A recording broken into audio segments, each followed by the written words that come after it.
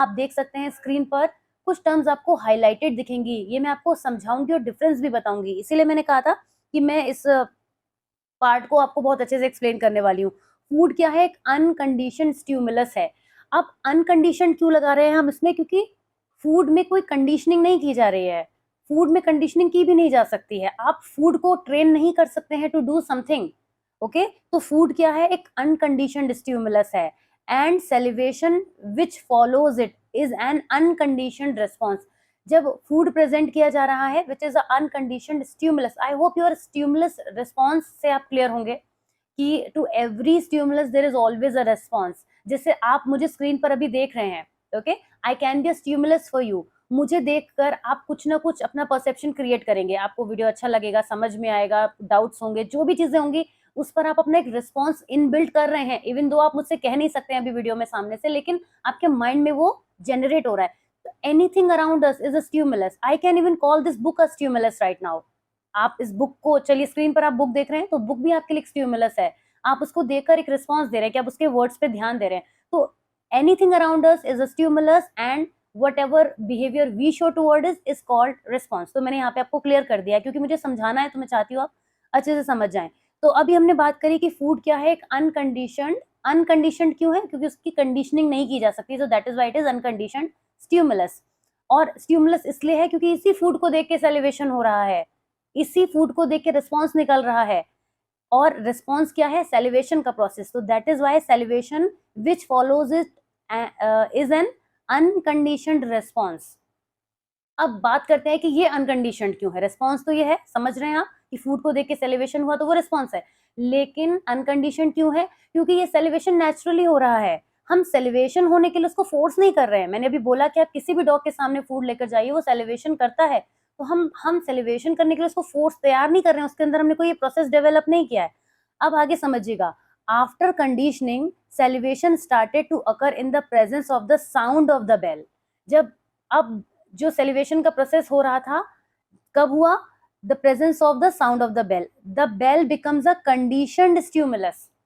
Bell conditioned stimulus क्यों है? आपको ये लगेगा कि बेल को तो हम ट्रेन नहीं कर सकते, फिर बेल कैसे कंडीशनड हो गई? क्योंकि बेल यहाँ पे वो सिचुएशन क्रिएट कर रही है। देखिए, बेल के हटने के बाद वो जो डॉग है वो इतना अच्छे से कंडीशनड हो गया है कि वो सेलिब्रेशन का फिर भी प्रोसेस कर रहा है। तो बेल यहाँ पर कंडीशन स्टिमुलस है क्योंकि ये बेल ही पूरे फेज में एक चेंज ला रही है, इसीलिए इसको हम कंडीशन कह रहे हैं। फूड डायरेक्टली कोई चेंज नहीं ला रहा था, फूड तो वो पहले भी खा रहा था, बाद में भी खा रहा था, लेकिन बेल का इफेक्ट यहाँ पर है। तो ये समझिएगा कि बेल क्यों है condition stimulus. And saliva secretion is a conditioned response. अभी आप सोचेंगे कि पहले ये सेलिब्रेशन का प्रोसेस जो था वो अनकंडीशन था, लेकिन अब ये कंडीशनड रिस्पॉन्स क्यों हो गया है सेलिब्रेशन? क्योंकि ये बेल के रिंग होने के बाद कंडीशनिंग क्रिएट हो गई है सेलिब्रेशन की। पहले तो वो नेचुरली कर रहा था, लेकिन जो हमने बेल को रिंग कराने पर उसको लगातार सेलिब्रेशन के प्रोसेस को उसके मेंटेन करा दिया है, इस वजह से अब जो सेलिब्रेशन का प्रोसेस है after the bell is called conditioned response. लेकिन जब ये नेचुरली होगा, कोई भी चीज जब नेचुरली होगी तो वो अनकंडीशनड है, जब आप उसको एक प्रोसेस में ले आएंगे तो वो कंडीशनड है। तो यही सेलिब्रेशन का प्रोसेस जो है, हमने देखा कि एक बार अनकंडीशनड था पर एक बार कंडीशनड हो गया। This kind of conditioning is called classical conditioning. हमने ये देखा कि सेलिब्रेशन के प्रोसेस को हम एक बार शुरू में वो कैसा था? अनकंडीशन था, फिर हमने उसको कंडीशन में कन्वर्ट कर दिया, तो यही कहलाती है classical conditioning. This the procedure is illustrated in table 6.1। इसके बारे में भी बात करेंगे, अभी मैं आपको दिखाऊंगी। It is obvious that the learning situation in classical conditioning is one of SS learning. SS learning का क्या मतलब है? in which one stimulus becomes a signal for another stimulus learning।